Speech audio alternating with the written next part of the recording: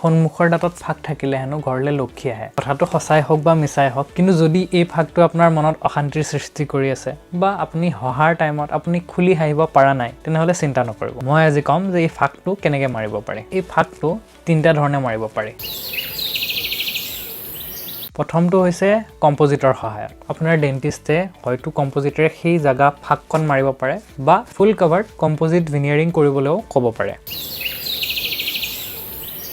Second উপায়টো হৈছে আপোনাক আপোনাৰ ডেণ্টিষ্টে ক'ব পাৰে পৰ্চেলিন ভিনিয়াৰিং কৰাবলৈ। আপোনাৰ দাঁতৰ ওপৰ ফালৰ ছাৰ্ফেচটো অলপমান চাচি সৰু কৰি দিয়া হয়, তাৰ ওপৰত এটা পৰ্চেলিনৰ কভাৰ লগাই দিয়া হয়, যাক জিৰকনিয়া বুলিও কয়। এইটো কম্পোজিট ভিনিয়াৰিঙতকৈ অলপমান দামী বা কষ্টলি প্ৰচিজাৰ, কিন্তু ইয়াৰ লাষ্টিঙো তাতকৈ বেছি হয়। আৰু 3 নম্বৰটো হৈছে অৰ্থডন্টিক ট্ৰিটমেণ্ট।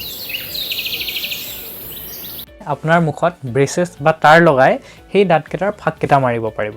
এই 3টা ট্ৰিটমেণ্টৰে কিছুমান প্ৰ'জ আৰু কনছ আছে। তাৰ লগতে এই 3টা ট্ৰিটমেণ্টেই চবৰ কাৰণে ছুটেবল নহয়। প্ৰথমটো হৈছে অকল গেপত কম্পোজিট ফিলিং কৰোৱা। যদি আপোনাৰ দাঁতবোৰ চিধা চিধা অকল দাঁতৰ মাজত গেপ আছে, যদি দামৰ ফালৰ পৰা চাব যায়, তেনেহ'লে এইটো চবতকৈ চিপেষ্ট বা সস্তীয়া। এইটো এই 3টা ট্ৰিটমেণ্টৰ ভিতৰত চবতকৈ কম টাইম লগা ট্ৰিটমেণ্টটো।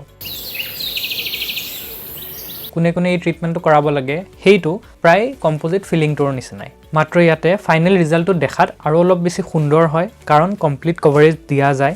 এইটো কম্পোজিট ফিলিঙতকৈ অকণমান বেছি কষ্টলি, কাৰণ মেটেৰিয়েল বেছি খৰচ হয়, লগতে ডেণ্টিষ্টৰ টাইমো অকণমান বেছি খৰচ হয়। আৰু লগতে যদি আপোনাৰ দাঁতৰ ৰংটো ইভেন নহয়ও, অৰ্থাৎ ওপৰৰ পৰা তললৈ যদি একে নিচিনা ৰং নহয়ও, তেনে ক্ষেত্ৰতো এইটো কৰাব পৰা যায়, কাৰণ এইটোৱে ফুল্লি দাঁতটোক কভাৰ কৰি লয়। এতিয়া 2 নম্বৰতে হৈছে পৰ্চেলিন ভিনিয়াৰিং। পৰ্চেলিন ভিনিয়াৰিং তেওঁলোকক দিয়া যায় যাৰ এইটো ডিমাণ্ড থাকে যে তেওঁলোকৰ লাষ্টিংটো বেটাৰ হ'ব লাগে আৰু দেখাত কমপ্লিটলি নেচাৰেলৰ নিচিনা লুকটো আহিব লাগে। তেনে ক্ষেত্ৰত পৰ্চেলিন ভিনিয়াৰিংটো প্ৰিফাৰ কৰা যায়।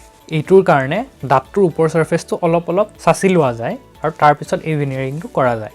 আৰু 3 নম্বৰতে অৰ্থডন্টিক ট্ৰিটমেণ্ট, অৰ্থাৎ ব্ৰেচেছ বা তাঁৰ তেওঁলোকক ৰিকমেণ্ড কৰা যায় যাৰ দাঁতকেইটা হয়তো কমপ্লিটলি চিধা নহয় বা তেওঁলোকৰ প্ৰায় গোটেইকেইটা দাঁততেই গেপ আছে, বা যাৰ দাঁতবোৰ অলপ বাহিৰলৈ ওলোৱাৰ নিচিনা, বা যদি পেচেণ্টজনৰ বয়স কম, অৰ্থাৎ যদি তেওঁৰ বয়স 20 বা 25 বছৰতকৈ কম হয়, তেনে ক্ষেত্ৰত জেনেৰেলি অৰ্থডন্টিক বা ব্ৰেচেছ দিয়াটো ৰিকমেণ্ড কৰা যায়, কাৰণ তেনে ক্ষেত্ৰত তেওঁৰ নেচাৰেল দাঁতকেইটাই চিধা কৰিব পৰা যায় বা ফাকটো মাৰি দিব পৰা যায়। এতিয়া কথা পাতিব ওলাইছোঁ প্ৰ'জ আৰু কনছৰ বিষয়ে।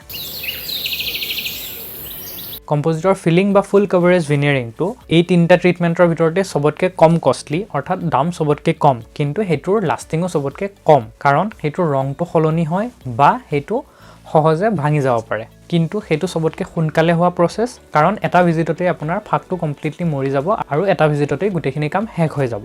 কম্পোজিট ভিনিয়াৰিঙৰ চবতকৈ ডাঙৰ প্লাছ পইণ্টটো হৈছে এইটোত জেনেৰেলি দাঁতটো কোনোফালেদি কাটা নাযায়, যাৰ ফলত দাঁতৰ একো ক্ষতি নহয়। পৰ্চেলিন ভিনিয়াৰিঙৰ কাৰণে আপোনাক ক্লিনিকত 2টা বা 3টা ভিজিটত মাতিব পাৰে। এইটোৰ দামটো অলপমান বেছি হ'ব পাৰে, কিন্তু এইটোৰ কালাৰটো আপোনাৰ নেচাৰেল দাঁতৰ লগত চবতকৈ ধুনীয়াকৈ মিল খাব। এইটোৰ লাষ্টিং কম্পোজিটতকৈ অলপ বেছি, কিন্তু এটা সময়ৰ পিছত এইটো সলাবলগীয়া হ'ব পাৰে। আৰু এইটোত আপোনাৰ দাঁতৰ ওপৰ ফালটো অলপ কাটি দিয়া যায়, যাৰ ফলত দাঁতৰ সামান্য অলপ ক্ষতি হয়। ফুল কাভাৰিং ক্ৰাউনৰ সমান ক্ষতি নহয়, কিন্তু অলপমান হ'লেও ক্ষতি হয়, কাৰণ আপোনাৰ এনামেলটো, অৰ্থাৎ দাঁতৰ ওপৰ লেয়াৰটো কাটি দিয়া যায়। আপুনি ফুল ক্ৰাউনো বনোৱাব পাৰে, যোনটো কৰালে আপোনাৰ দাঁতটো অলপ বেছিকৈ কাটা যায়, কিন্তু সেইটোৰ লাষ্টিং তাতকৈও বেছি হয়। এইটো জেনেৰেলি ৰেকমেণ্ড কৰা নাযায়, কাৰণ দাঁতটো অতিপাত কাটি দিলে তাতে চেঞ্চিটিভিটি হোৱাৰ চান্স থাকে বা ফিউচাৰত গৈ সেইটো ৰুট কেনাল কৰাবলগীয়া হ'ব পাৰে। আৰু 3 নম্বৰতে অৰ্থডন্টিক ট্ৰিটমেণ্ট বা ব্ৰেচেছৰ চবতকৈ ডাঙৰ প্লাছ পইণ্টটো হৈছে এইটোত আপোনাৰ দাঁতটোৰ লগত একো সলনি কৰা নাযায়, আপোনাৰ আচল দাঁতটোৱে চিধা হৈ যায় আৰু গেপটো মৰি যায়, যাৰ কাৰণে আপোনাৰ দাঁতটো কমপ্লিটলি নেচাৰেল হৈ থাকে আৰু নেচাৰেলি আপোনাৰ দাঁতটো ধুনীয়া হৈ পৰে। ইয়াৰ চবতকৈ ডাঙৰ ডিছএডভান্টেজ হৈছে ইয়াৰ দামটো আৰু টাইমটো। অৰ্থডন্টিক ট্ৰিটমেণ্টত চবতকৈ বেছি দীঘলীয়া সময় লাগে, যোনটো 6 মাহৰ পৰা 1.5-2 বছৰলৈ লাগিব পাৰে, হয়তো তাতকৈ বেছিও লাগিব পাৰে, আৰু ইয়াৰ দামটো এই 3টা ট্ৰিটমেণ্টৰ ভিতৰতেই চবতকৈ বেছি। মই শেষত মোৰ ক্লিনিকত অহা কেইটামান কেছ আপোনাক দেখুৱাব গৈ আছোঁ, য'ত এই বিভিন্ন ধৰণৰ ট্ৰিটমেণ্টবোৰ দেখুওৱা গৈছে।